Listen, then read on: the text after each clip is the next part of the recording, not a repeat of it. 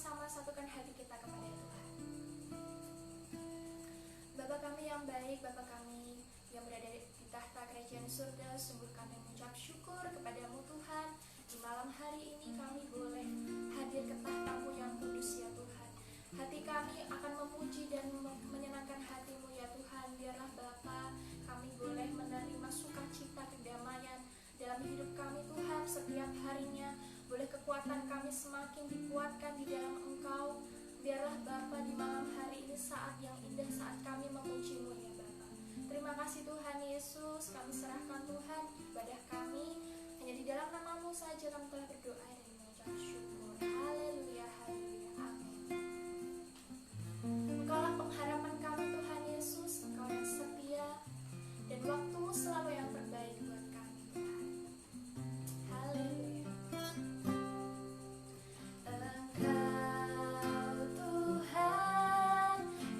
Setia,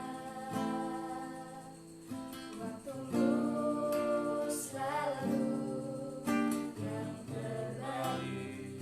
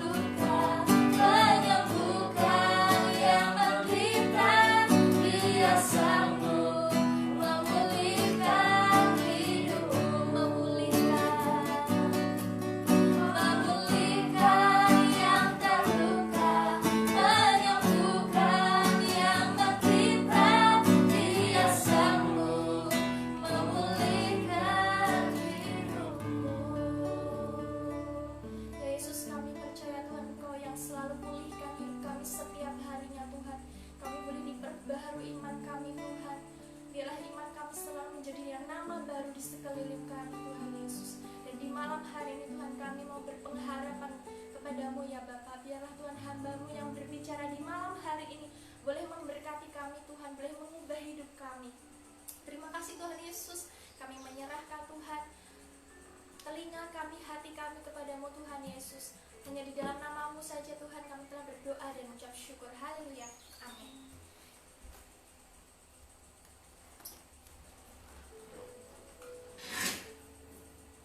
Salam Bapak Ibu semua dan juga jemaat Aletheia Tirta Kencana yang dikasihi Tuhan. Shalom.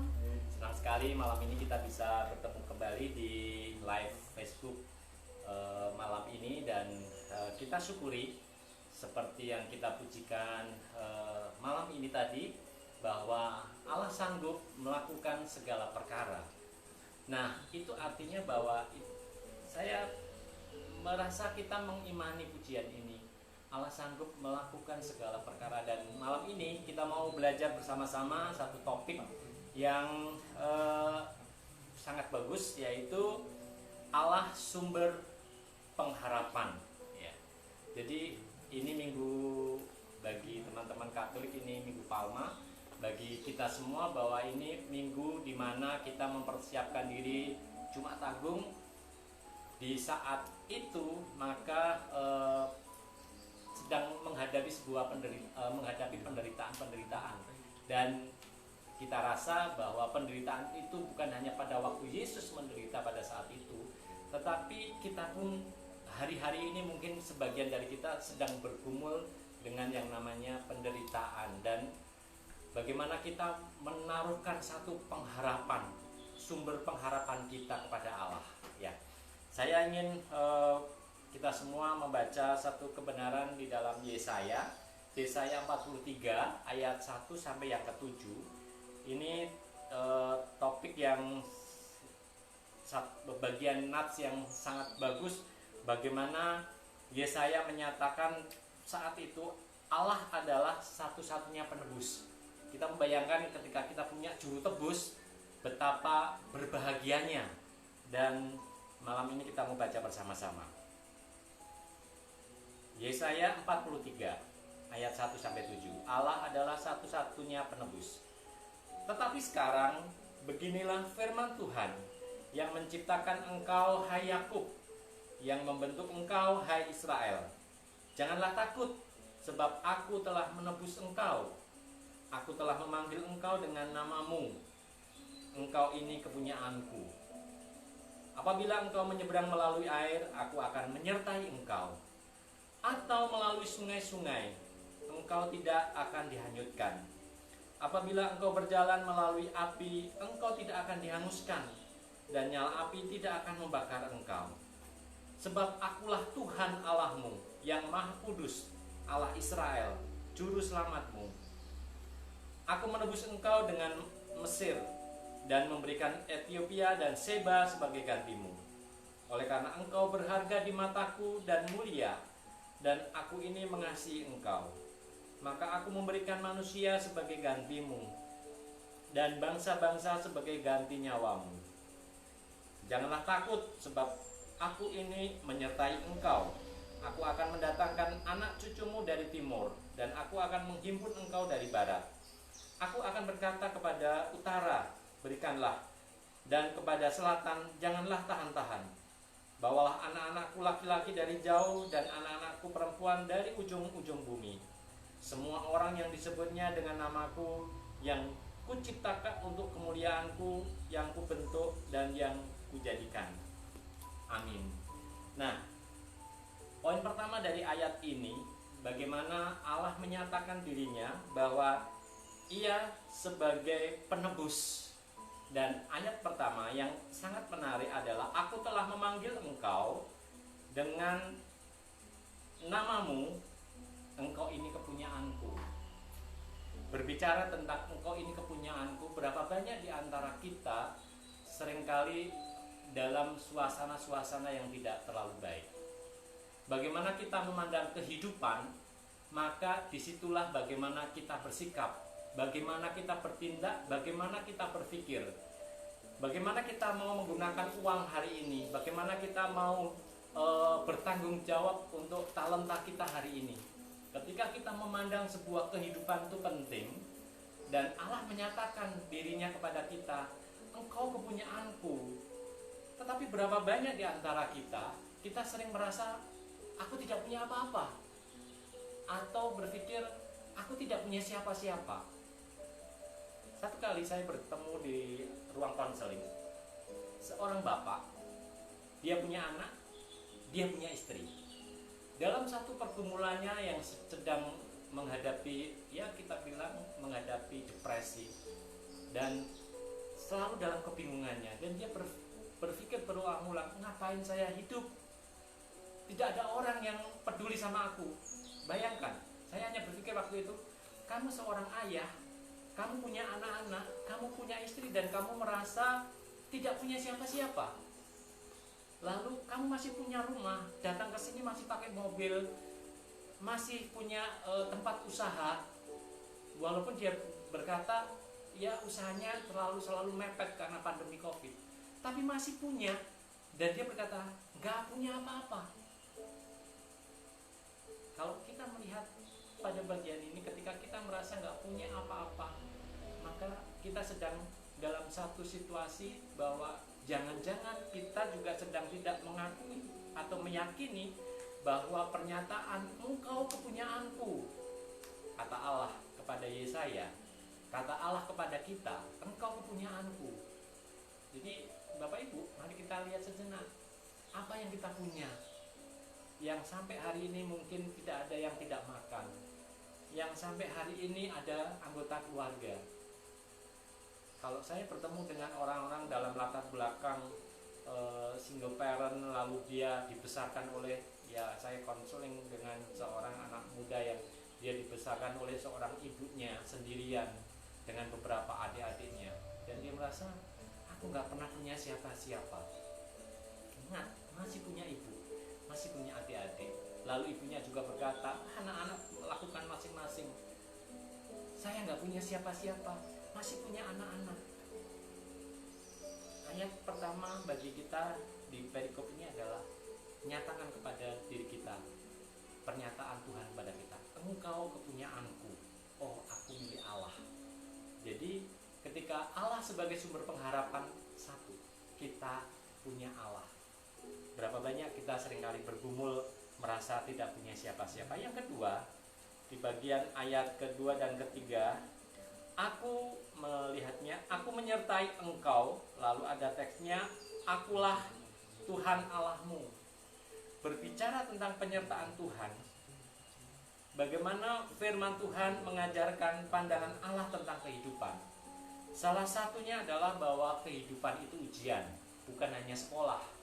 Ya, kalau teman-teman mahasiswa minggu-minggu ini di kampus kami sedang ada tes tengah semester. Bukan hanya anak sekolah yang ujian, tetapi seluruh kehidupan adalah bagian dari ujian. Ujian kesetiaan, ujian ketaatan, ujian integritas, ujian karakter. Bahkan seringkali kita bergumul dengan namanya ujian iman. Tapi Allah berkata, aku menyertai engkau, karena akulah Tuhan Allahmu. Ayat 2 dan ketiga, bagaimana kita mengakui bahwa Allah itu menyertai. Pernyataan Allah sejak Yesaya sampai hari ini tidak berubah. Bahkan sejak Abraham, Allah menjanjikan, aku menyertai engkau.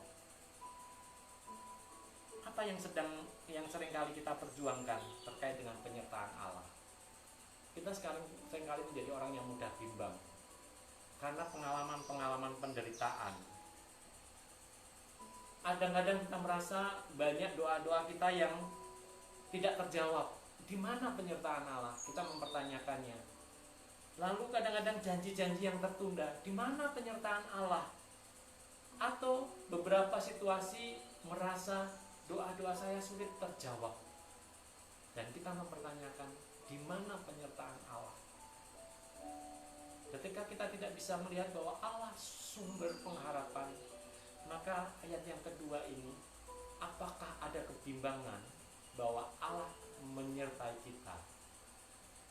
Pernyataan Allah di ayat yang ketiga ini jelas sekali. Akulah Tuhan Allahmu yang menyertaimu, bukan orang lain. Kalau saya pergi dengan anak saya Jordan, dia betapa nyamannya. Dia nggak perlu memikirkan uang. Dia kadang-kadang hanya bertanya, "Pak, aku pergi pakai sandal atau sepatu?" Udah itu aja. Dia nggak pernah bertanya mau bawa apa. Bahkan kadang-kadang istriku bawa minuman Jo, bawa snack Jo, tenang aja mah, ada papa. Nah, ketika ia seorang anak yang yakin bahwa kehadiran saya akan menolong dia, kehadiran saya akan selalu membuat kesulitan-kesulitan dia bisa tertangani dan rasa nyaman. Dia nggak memikirkan apapun, takut apa, enggak. Dan saya melihat hati bagi seorang anak seperti anak saya ketika saya pergi dengan saya nyaman sekali. Walaupun kadang-kadang saya hanya bilang, yuk kita jalan-jalan. Kemana? Cari mie instan. Ya, kadang-kadang pergi kemana dan dia nggak berpikir harus bawa apa dan lain. Tahu bahwa ayahnya ada di dalam di sekeliling dia, ya, menyertai dia. Nah, hal yang ketiga yang kita perhatikan dari ayat ini, perikop ini di ayat yang keempat, ada satu pernyataan, engkau berharga di mataku dan mulia. Lalu di berikutnya, aku ini mengasihi engkau. Berapa banyak Bapak Ibu dan jemaat yang dikasihi Tuhan, ketika kita sangat bergumul arti Allah sumber pengharapan, bagaimana ketika kita berjuang untuk menaruhkan itu. Karena ada beberapa situasi di mana kita merasa nggak layak untuk menaruhkan pengharapan itu kepada Allah. Kenapa? Karena ada banyak intimidasi dari pengalaman masa lalu. Kalau kita bicara tentang kehidupan hari ini, di saat ini, lalu ada pengalaman-pengalaman masa lalu tentang kegagalan, kejatuhan, dan kita mengenal Yesus, lalu di perjalanan hidup kita seringkali masa lalu ini intimidasi kita. Bagaimana aku bisa berharap kepada Tuhan? Aku nggak berharga, aku nggak layak. Nah, musuh utama dari ayat yang keempat adalah ketika merasa mengalami hidup yang tidak diterima apa adanya. Aduh, aku nggak berharga, nilaiku jelek. Apalagi kalau orang tua sudah punya standar yang tinggi dan harus mencapai. Dan ketika gagal, ada hukuman-hukuman yang didapatkan. Lalu dalam perjalanan hidup kita, kekristenan kita, pengenalan kepada Tuhan juga tidak mulus, ada kegagalan. Lalu bagaimana Allah menerima saya? Saya nggak berharga, tapi Allah berkata engkau berharga di mataku dan mulia. Apalagi kalau dalam perjalanan hidup kita pernah diremehkan, atau ketika kita gagal orang tua selalu mengungkit. Saya ingat satu kali diskusi saya dengan istri saya ketika anak saya gagal dalam mengerjakan tugas. Jadi hari ini dia nggak mengerjakan tugas, lalu di hari esoknya di kelas itu karena guru memperbolehkan orang tua ada di salah satu grup. Jadi saya nggak lakukan apa-apa, kami hanya memantau. Lalu saya tanya, "Jo, udah mengerjakan?" "Aduh Pak, Papa marah nggak?" "Kenapa?" "Aku itu kemarin nggak ngerjakan dan hari ini guruku menanyakan karena harus dikumpulkan." Kalau saya tidak mengakhiri hari itu bahwa saya tidak menerima kegagalan dia, saya akan memaksa dia. "Kamu harus kerjakan dan nggak boleh tidak." Maka bagi dia saya akan terus jadi momok ketika gagal. Tapi saya bilang, oke, ini pelajaran yang baik, saya senang sekali kalau kamu jujur. Saya terima kamu gagal, mungkin nggak dapat nilai yang kemarin, tapi bagi Jordan bahwa ini pelajaran baik, berharap besok bisa lakukan. Dan saya sampaikan itu, setelah itu biasa. Lalu di waktu berikutnya dia lakukan hal yang sama. Nah, ingat, kalau saya nggak sebagai ayah tidak mengakhiri waktu itu, maka saya akan tarik itu di hari ini. 2 kali ya Jo, kamu sudah gagal. Dan ketika saya, ya silahkan, ada konsekuensi yang akan kamu dapat, yaitu nilai yang nggak terlalu baik. Tapi berusahalah. Nah, Allah pun sebenarnya dalam banyak hal dia menerima kegagalan kita. Bahkan kalau kita akan merayakan Jumat Agung, itu bentuk bagaimana Allah menerima kegagalan manusia atas dosa-dosanya. dan dia mengorbankan anaknya yang tunggal. Bagaimana dalam kehidupan kita ketika Allah Sang Penebus selalu menerima kegagalan kita, ya. Penting bagi kita ketika kita harus menyelesaikan porsi kita ketika kita gagal. Karena apa? Roh jahat suka sekali mengintimidasi. Tetangga kanan kiri suka juga mengintimidasi. Kamu bisa jadi orang Kristen, hidupmu seperti itu.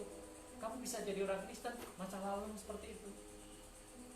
Bagaimana kita menaruhkan kegagalan masa lalu supaya tidak selalu mengintimidasi.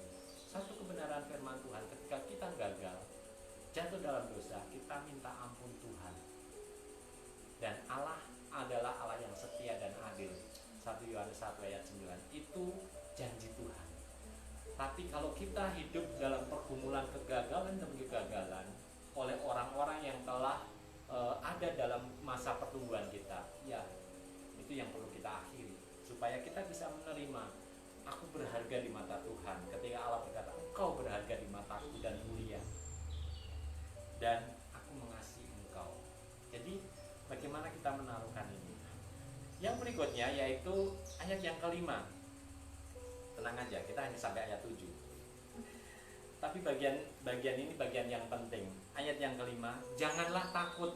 Nah, bagaimana kita menaruhkan Allah sumber pengharapan ketika pernyataan-pernyataan dalam hidup kita, ketakutan-ketakutan mengintimidasi kita, membelenggu kita. Jangan takut. Aduh, bagaimana nggak takut? Ini sudah mulai dekat dengan pembayaran. Aduh, gimana nggak takut? Ada orang-orang yang sudah, ya mungkin hari-hari ini hari-hari yang sangat menakutkan bagi hampir semua orang yang tidak mengenal Allah. Terkait dengan pandemi COVID, ada banyak hal yang bisa ditakutkan dan ada 1000 alasan untuk takut. Tapi janji kebenaran firman Tuhan di Yesaya 43 yang kelima adalah janganlah takut. Kenapa? Ketakutan adalah reaksi terhadap hal-hal yang dianggap mengancam keberadaan dan kesejahteraan seseorang. Kalau kita takut, satu, kita tidak aman.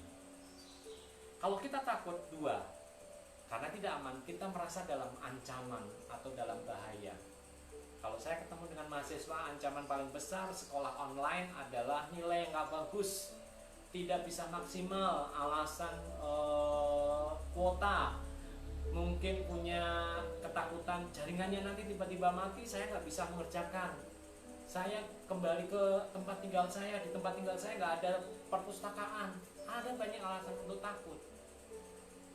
Lalu juga ada beberapa orang yang takut karena tidak bisa mengendalikan suasana hati, mengendalikan orang lain. Berapa banyak mak-mak masa kini yang takut gimana nanti dengan kehidupan ini yang tidak serba pasti, ya. Yang sering biasa di PHP, wah, hidup dalam ketidakpastian, wah itu menyakitkan. Tapi kita yakini pernyataan firman Tuhan ini, janganlah takut. Apa yang mengintimidasi kita dengan ketakutan? Beberapa orang terbelenggu dengan ketakutan dan menjadi tidak maju, kehilangan damai sejahtera karena takut. Bagaimana kita bisa mempercayakan Allah sebagai sumber pengharapan? Takut. Kenapa? Dalam ketakutan kita seringkali tidak bisa ambil waktu untuk tenang. Ketika kita tidak bisa tenang, kita hidup di dalam suasana yang gelisah. Kalau saya sedang mau tidur, lalu saya merasa ini insomnia. Aduh, bagaimana pekerjaan saya nggak selesai? Bagaimana saya harus membagi waktu antara pekerjaan yang serba jarak jauh online ini dengan beberapa tugas yang lain. Kalau saya hanya merenungi dengan ketakutan saya, mungkin saya terlentang tidur, tetapi saya nggak akan bisa tidur karena intimidasi ketakutan. Biasanya yang saya lakukan adalah saya duduk, saya menyerahkan ketakutan saya. Ingat, ketakutan itu abstrak. Bagaimana ketakutan itu menjadi detail ketika kita bicara, aku takut. Kalau beberapa waktu yang lalu anak saya berkata kepada saya, "Pak, boleh nggak papa menemani tidur malam ini?" "Kenapa?" "Aku takut." "Kamu takut apa?" Nah, harus spesifik. Kamu habis nonton film horor, kamu takut nanti kalau listrik mati, kamu takut kalau nanti ada pencuri, kamu takut, apa itu? Nah, saya bertanya kepada anak saya, apa yang spesifik dengan ketakutan kita? Dan berapa kali kita sering hanya merasa terjami dengan perasaan takut, tapi kita nggak bisa ngomong. Malam ini katakan itu, Tuhan aku takut. Karena pernyataan Tuhan, janganlah takut. Tapi kalau kita takut, kita bilang. Kalau saya tidur dengan istri lalu tahu kamar anak kami di seberang kamar kami, kalau dia nggak bicara tentang perasaan takut dia, kami nggak tahu. Dalam hal ini Tuhan tahu kalau kita takut, tapi karena kita nggak pernah menyerahkan, ya kita jadi terbelenggu sendiri. Tuhan tahu, Tuhan bisa menolong, tapi bagaimana kita menyelesaikan? Nah, kenapa kita mengalami hambatan di dalam menyerahkan kepada Allah sebagai sumber pengharapan? Saya bicara dalam 4 poin dari kesimpulan ayat-ayat tadi. Yang pertama, kita belum memahami bahwa kita kepunyaan Allah. Dan seringkali ketika kita tidak memahami kepunyaan Allah, hambatan pertama adalah saya tidak punya apa-apa dan saya tidak punya siapa-siapa. Itu hambatan. Karena kita akan susah untuk meyakini Allah. Jangan-jangan Allah juga tidak memiliki saya. Hambatan yang kedua, belum merasakan penyertaan Allah. Biasanya ini orang-orang yang suka hidup sendiri, mandiri, ya, orang-orang yang idealis, pokoknya harus sesuai dengan aturan dan standar hidup saya. Jadi ketika kita, ayolah kita berdoa dan beriman, bagaimana cara Tuhan? Nah, cara Tuhan mau dilogikakan, ya nggak bisa. Ketika kita akan melogikakan iman kita, melogikakan pengharapan kita, nggak akan pernah bisa. Allah melihat hati. Berulang kali kalau saya diskusi dengan konseling, Allah melihat hati kita. Allah tidak melihat logika kita. Jalan Tuhan nggak pernah kita selami, nggak pernah bisa kita logikakan. Jadi apakah hal yang kedua ini seringkali menghambat kita? Bahwa kita belum bisa merasakan penyertaan Allah. Hal yang paling gampang bisa kita lakukan adalah, Tuhan, aku mau tidur. Aku mau tidur malam ini. Udah. Kalau kita meyakini bahwa penyertaan Tuhan atas tidur kita pun ditolongnya atau disertainya, dan kita merasa aman, saya jamin kita bisa merasakan penyertaan Allah. Bahkan ketika kita sedang sulit, Tuhan, besok kami harus makan dari mana, harus makan apa, Tuhan besok. Nah, kita bisa menyatakan itu. Berapa banyak orang selain idealis, orang menjadi workaholic, para pekerja keras, pecandu kerja. Saya bekerja. Saya banyak bertemu dengan orang-orang yang workaholic. Salah satunya adalah takut miskin, takut gagal. Dan saya berjumpa dengan mereka yang workaholic di masa muda, di masa tuanya kesepian. Karena hidupnya adalah pekerja. Dia lupa istrinya, dia lupa anak-anaknya. Dan ketika sudah tua, energinya sudah lemah, dia kehilangan orang-orang di sekitarnya. Orang-orang di sekitarnya juga bingung ketika dia hanya di rumah. Karena biasanya pergi terus, workaholic. Ada beberapa orang di dalam suasana atau situasi seperti ini, ketika belum merasakan penyertaan Allah, dia menjadi playing God atau bermain menjadi Tuhan buat anaknya. Nah, kamu harus begini supaya hidupmu baik. Betul, nggak salah. Tetapi ketika tidak sesuai dengan harapannya, kita menjadi gelisah, takut. Hambatan yang ketiga, kita tidak mampu menerima kasih Allah yang sering hilang dalam hidup kita. Betul Tuhan, Engkau mengasihiku. Kalau tadi, Engkau berharga di mataku. Betul Tuhan. Kenapa ada hambatan ini? Adakah pengalaman-pengalaman yang pernah membelenggu kita? Satu, penolakan. Adakah waktu-waktu yang pernah kita alami dengan namanya penolakan?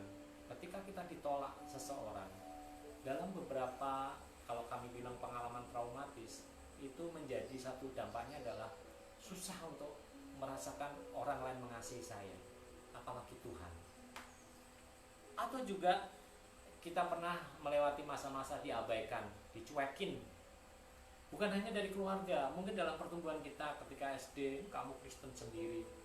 Lalu dalam pengalaman hidupnya, kamu miskin dan kita diabaikan. Kita seringkali hadir di dalam komunitas, kita nggak dianggap. Lalu dalam kesendirian itu seringkali, Tuhan, kamu nerima aku nggak sih? Karena dalam beberapa pengalaman yang lain menyatakan bahwa aku nggak ada teman, nggak ada orang yang mengasihi aku. Atau pengalaman diremehkan, kamu gitu bisa, misalnya. Ya, atau seringkali diremehkan dalam kemampuan, prestasi, dan hal itu membuat kita gamang. Benar nggak orang-orang itu menerima saya? Atau mereka hanya pura-pura? Dan yang keempat, hambatan kita untuk meyakini bahwa Allah sebagai sumber pengharapan, yaitu kita hidup dalam belenggu ketakutan. Sekali lagi, ketika ketakutan mengintimidasi kita, membelenggu kita, tidak ada tempat yang aman dimanapun. Bahkan banyak ayat firman Tuhan yang pernah kita dengar seringkali nggak mempan. Apa yang bisa kita lakukan? Maka inilah langkah-langkahnya. Pertama, kita mengakui kalau kita dalam pergumulan dan penderitaan. Apa yang kita harapkan? Allah sumber pengharapan. Apa yang sedang kita harapkan? Ya pastinya ini bukan ayat, bukan firman Tuhan bagi orang-orang yang tidak punya harapan. Ya gini aja udah cukup bagi hidup saya. Itu sebagai kesulitan kita. Makanya yang kita lakukan, aku akui pergumulan dan penderitaan kita di hadapan Allah. Ada banyak orang, kalau saya sebagai seorang konselor, hal yang paling susah dan paling sulit adalah ketika orang tidak merasa punya masalah. Orang lain mengajukan, mendorong, merekomendasikan, ayo kamu datang konseling, kamu punya masalah. Lalu ditanya, apa yang bisa saya bantu, apa yang dirasakan? Gak ada apa-apa, gak ada masalah. Dan itu yang menjadi hambatan pertama. Maka itu menjadi langkah pertama. Akui pergumulan kita, penderitaan kita, karena akan ada harapan yang kita harapkan. Tuhan, aku sedang bergumul dengan rasa takut. Tuhan, aku sedang bergumul dengan perasaan malu. Tuhan, aku sedang bergumul dengan perasaan bersalah. Tuhan, aku sedang bergumul dengan pekerjaan. Tuhan, aku sedang bergumul dengan keluarga. Banyak konflik, seringkali ngomong sedikit ngegas, tidak ngomong dikira jota kalau orang Jawa bilang, atau apa jota itu ya, dicuekin. Tapi waktu ngomong agak keras, wah udah marah-marah. Dan itu yang kita akui, Tuhan, saya sedang bergumul untuk keluarga saya. Tuhan, saya sedang bergumul bagi saya. Tuhan, saya sedang bergumul untuk anak saya. Karena berkali-kali dia bertanya, kapan mulai sekolah lagi, kapan COVID hilang. Ya, bagi dia belum move on. Sekolah itu di sekolahan, bukan sekolah itu di rumah. Bagi dia sekarang itu merasa terhukum karena dari pagi sampai malam dia merasa seperti di sekolah, mengerjakan tugas. Ya sekolahnya hanya sampai jam 10, tapi tugasnya sampai jam 5 dan dia merasa terhukum. Dan saya mendoakan dia, Tuhan tolonglah buat dia bagaimana saya bisa menolongnya. Langkah yang kedua, mari kita bertobat. Kalau seringkali kita mencari jalan keluar sendiri, ya aku sudah berdoa tapi ya saya juga punya cara. Nah, mari kita bertobat.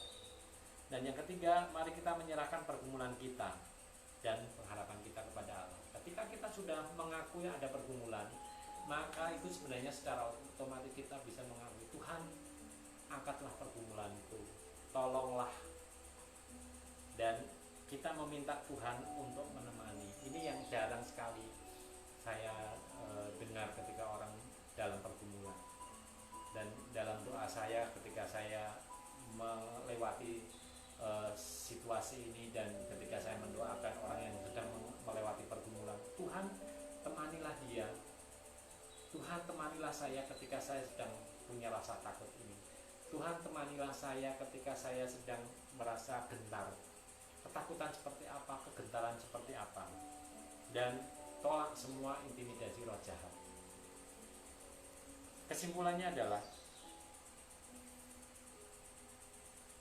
semua orang yang disebut dengan namaku, yang kuciptakan untuk kemuliaanku, yang kubentuk dan yang juga kujadikan. Di ayat yang ke-7 sebagai kesimpulan kita, ketika kita sudah melakukan itu dan bagaimana Allah meyakinkan kepada kita bahwa Allah memulai, bahkan ketika kita merasa aduh nggak sengaja anakku ini hamil, tetapi Allah menyatakan bahwa semua orang yang disebut dengan namaku, yang kuciptakan untuk kemuliaanku, yang kubentuk dan yang kujadikan. Mari kita merenungkan kebenaran firman Tuhan ini. Kita pujikan Allah Tuhan pengharapanku. Refrennya. Kami bersyukur Tuhan.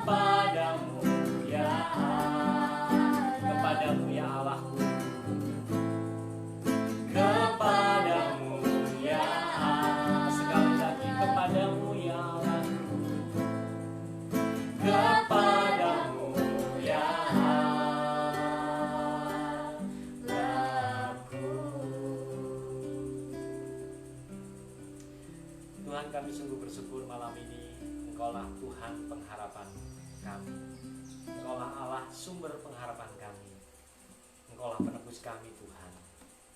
Kami mensyukuri setiap kebenaran firman Tuhan yang telah Engkau nyatakan bagi kami. Lawatlah kami yang hari-hari ini dalam setiap penderitaan dan pergumulan masing-masing. Yakinkanlah Tuhan bahwa Engkau memiliki kami. Yakinkanlah kami semua Tuhan bahwa kami adalah milik-Mu. Engkau menyertai kami dan Engkau menolong setiap kehidupan kami. Sekali lagi, ketika kami merasa terbelenggu oleh karena penderitaan-penderitaan, oleh karena kebuntuan-kebuntuan pikiran kami, hadirlah dan temanilah kami Tuhan. Kalau kami di antara kami sedang bergumul dengan rasa takut, hadirlah dan temanilah ketakutan kami. Angkatlah setiap ketakutan kami ketika kami mengakui di hadapan-Mu. Kalau ada peristiwa yang membekas, lawatlah kami Tuhan, sembuhkanlah kami. Kami mengimani malam ini Allah sumber pengharapan kami, karena Engkau Sang Penebus kami. Berkatilah kami semua. Berkatilah jemaat Aletheia Tirta Kencana. Berkatilah bagi setiap orang-orang yang melihat renungan malam ini bersama-sama dengan kami di live streaming ini. Kiranya Allah sumber pengharapan kami memberkati kami. Di dalam nama Tuhan Yesus kami berdoa. Amin.